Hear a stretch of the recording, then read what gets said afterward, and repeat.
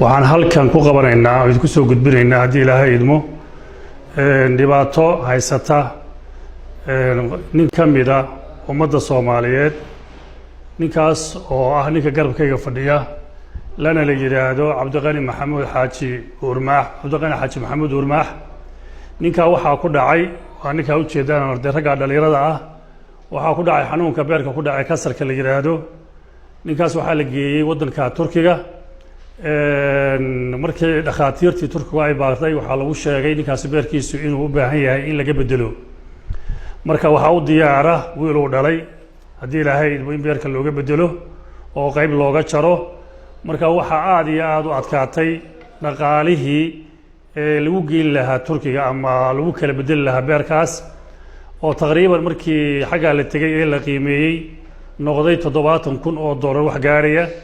waxaan kale oo qiimeyn loo tagay oo dadka jooga la weydiiyay meesha la yiraahdo wadanka la yiraahdo Hindiya isaguna inta ila mid ah 75,000 iyo wax noocaas u noqday marka waxaanu si naxariis leh oo islaamnimo leh idinka codsaynaa ummadda Soomaaliyeed meel kasta ay joogto ee daawata maxaan ku raahdaa klibka daawata in aad ninka u dadaashaan oo aad ku caawisaan wixii awoodiina ah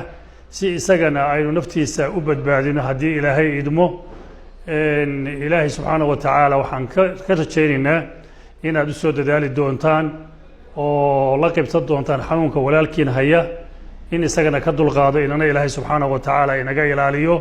innaka iyo awlaadeennaba in ilaahay subxaanahu wa tacaala inaga ilaaliyo isagana ilaahay ka dulqaado walaalayaal markaa waxaan codsanaynaa si naxariisnimo leh oo islaamnimo leh ka codsanaynaa in aad ninkaas wixii aad u qaban kartaan u qabataan oo dhaqaalahaas hadda ugu muhiimsan in aanu loo helo si wadamada loogu qaado oo beerkiisana maartay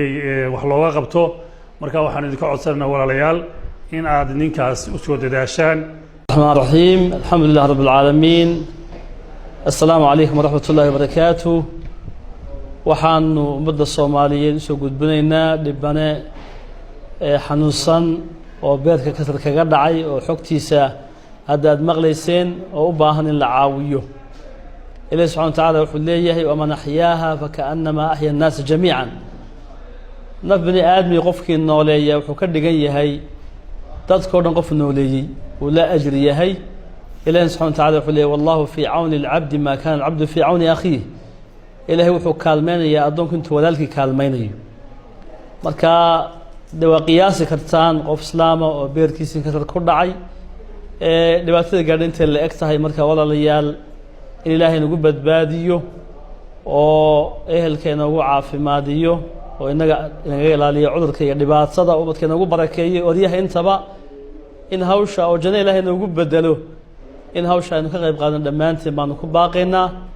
qof waliba karaankiisa shidinku ku bixiyo Ilaahay hortiisa ka helayaa lamarada shaashada ka muuqda insha Allah ta'ala ugu soo shubo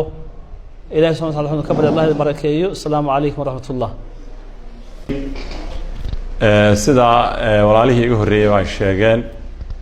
Dr. Ahmed iyo Sheekh Ali sheegeenba ninkaas walaalka ah oo dhibaataysan ayaanu qaylo dhalaan u wadnaa dadka walaalaha muslimiinta in loo gudbiyo in muslimiintuna inay iscaawiyaan waa waajib oo qofka waliba naftiisa markay xaaladdu marayso in qofka la caawiyo waa arrin waajiba ilaahayna subxaanahu wa ta'ala itaalkiisa wuxuu ka awoodi karo uu ku caawiyo muslimiintuna xaq bay isku leeyihiin sida rasuulku calayhi salaatu wasalaam uu sheegay quraankana Allah subxaanahu wa ta'ala uu ku leeyahay waati dal qurba haqqahu wal miskiin wa ibn as-sabil Allah subxaanahu wa ta'ala uu leeyahay xaq si qofka qaraabada u saaxiibka iyo ka wadada haya iyo ka miskiinka ah marka xaq bay isku leeyihiin walaalaha muslimiinta noocaas oo kala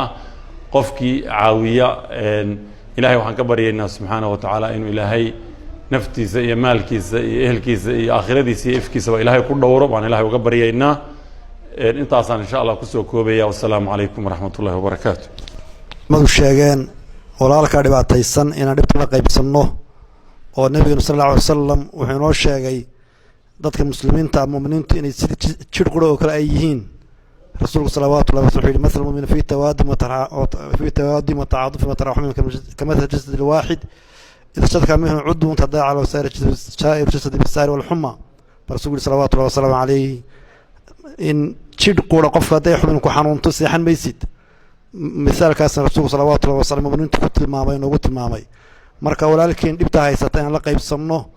oo waxa aynu awoodno aan la bixinno ilaahayna u weydiino subxaana wa tacaala isagana caafimaad uu siiyo innaga muslimiinta walaalaha bixinayana caafimaad ilaahay ugu bedelo oo cawd khayr qaba u siiyo ayaan marka isaga in weydiina muslimiinta u weydiinaynaa lamaradaa shaashada ku yeelana insha allahu tacaala loogu tabaruco waa naftaada ka qaado naftaada sii weeye insha allah intaasaan kusoo urunaya wasala allahu wasala ala sayidina maxamed asalaamu calaykum waraxmatullahi wabarakaatu waa sidaa odayaashii culimmadu idiin sheegeen ninkaa walaal cabdiqani xaaji maxamuud oo xanuunsanaya oo xanuunkaasi hayo marka hore waxaanu leenahay alxamdu lilah aladii caafaana ma btalaaka bih fadalana calaa kaiirin miman khalaqa tafdiila marka labaad ummadda soomaaliyeed waa dad gobah oo ikhyaar ah oo adduun weynaha ummadaha ku nool waxay kaga soocan yihiin ama kaga suntan yihiin qaar ka mida deeqda iyo damqashada iyo waxtarka iyo waxisasiinta iyagoo aan qofka marka warkiisa la soo gaarsiiyo waxba u kala hadhin haddii ay yihiin rag haddii ay yihiin dumar haddii ay yihiin ganacsato haddii ay yihiin culimo waxgarad dhammaan dal iyo dibad waa sumad lagu yaqaano ilahay baa mahadda iskale subxaana wa tacaala ummad muslimiina oo soomaaliya naga dhigay waa ilahay baan ugu mahadnaqaynaa waa sida warka laydiin soo gaarsiinayo rasuulka nin baa u yimi sal allahu alay wasalam rasuulka ilaahayow ayu sadaqati afdal sadaqateebaa ugu fadli badan oo yacnii waktigee sadaqad aan bixiyaayoo ugu fadli badan waqti aan sadaqada baxsado nebigu sal allahu alayh wasalam ninkii wuxuu ugu jawaabay an tasadaqa wa anta saxiixun shaxiixun ta'malu alghinaa wa takhsha alfaqra walaa tumhil xataa idaa balagat alxulquum waxaa nebigu leh sal lay slm waxaa ugu fadli badan inaad sadaqaysato adiga oo saxiix ah yacni jidhkaagu caafimaad qabo nafta jecel oo qaninimo iyo hanti iyo xogaa lex jecla kugu jirto in wax kuu kordhaan faqrina ka baqaya taad la baxdo taasaa ugu fadli badan ha la sugin sadaqada bixinteeda dibna ha u dhigin xataa idaa balagat alxulquum naftu markay halkaa hunguriga ay isugu timaado qulta lifulaanin kada walifulaanin kada waqad kaana lifulaan oo aad tidhaahdi markaa hebel intaa ha la siiyo hebel waxaa ha la siiyo iyadoo hebel wixii la siin lahaaba u qorshaysan yahay marka ilaahay waxaan ka baryaynaa qof kastoo muslim ah oo ka qayb qaata walaalkaa xanuunsanaya maxaan ku idhaahdaa xanuunkaasi haya sadaqadiisa iyo deeqdiisa ilaahay cimrigiisa iyo caqligiisa iyo calafkiisa iyo dadkiisa iyo duunyadiisa iyo tarantiisa iyo maalkiisa iyo aakhiradiisa iyo adduunkiisaba allah u barakeeyo ilahay waxaan ka baryaynaa subxaana wa tacaala cid kastoo wax ku darsataa if iyo aakhiraba ilaahay inuu wax siiyo labada gacmoodta sarraysa alla ka dhigo aafooyinka adduunka dhacayana ilaahay ka badbaadiyo walaalkana aanu u ducayno ducada iyo deeqdu ma sahlana qof kastoo warkiisa maqlaa waxaan ka codsanaynaa inuu u duceeyo ilaahay inuu caafimaad siiyo oo xanuunkaas dhakhtarba ilaahay u baahin isaga awooddiisu cadiim tahay oo wax walba daweyn kara ilahay inuu caafimaad siiyo baan ilaahay uga baryaynaa allahuma salli calaa maxamed asalaamu calaykum nambaradaas shaashada saaran baanu ka codsanaynaa ummadda muslimiinta ninkaa bukaanka ah oo madluumka ah oo hadda culimadii igu horreysay iyo khiyaartu sheegtay in wixii aad cid waliba karto ilaahay karsiiyo aada ugu soo deeqdaan ummadda islaamka ee na daawanaysa waxaanu ka baryaynaa waxaanu ka codsanaynaa in shaksigaa inaga midkaa ee walaalkeena ee xanuunsanaya sidii uun maaragtay cid waliba karaankeeda ay waxula qaban lahayd asalaamu calaykum waraxmat ullaahi wabarakaatu walaalayaalow waxaan sida culimmadii iga horreysay iyo caaqilka iyo dhammaan ay uga warrameen ninkaa aad aragtaana walaalkeena ee hadda sawirkeeni ka muuqdaa waagi hore anigu waa aqaanin nin cad buu ahaan jiray aada u cad dadka casaanka ugu cad soomaalidu ahaa haddeerna waa aragtaan waxaasi waa dhibta xanuunka utaa ula madoobaaday aafadanina adduunka waa ku soo badanaysaa oo waa iska socotaa marka horta ilaahay waxaanu rabaa inaan idin xusuusiyo qof walowba dacwadu siduu sheekh maxamuud sheegay waxtarka kay ka mid tahay ama waa qaybta ugu muhiimsan inaan ilaahay u barino oo ilaahay uu caafiyo ilaahay waxba kuma aha marka horta baryada waqtiyada dacwadu ay mustajaabada tahay in walaallo loo soo duceeyo waa idinka codsanaynaa marka labaad in aan ka qayb qaadanno waxtarkiisa baan aad iyo aad idinku soo jeedinaynaa qof kastana waxaan ilaahay uga baryaynaa oo ka qayb qaata duca kaga qayb qaata waxtar kaga qayb qaata inuu ilaahay aafadaa ka badbaadiyo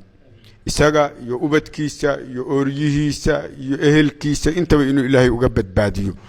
ilaahay subxaanahu watacaala waxaan uga baryaynaa qofkii aan waxba awoodin dadka kale sii gaadhsiiyo inuu isagana ilaahay subxaanahu watacaala uu ku daro oo hum qowmun laa yashqaa jaliisuhum uu ka dhigo allah subxaanahu watacaala baan ilaahay uga baryaynaa shaashada lambarada ka muuqda akoomada sida shirkadda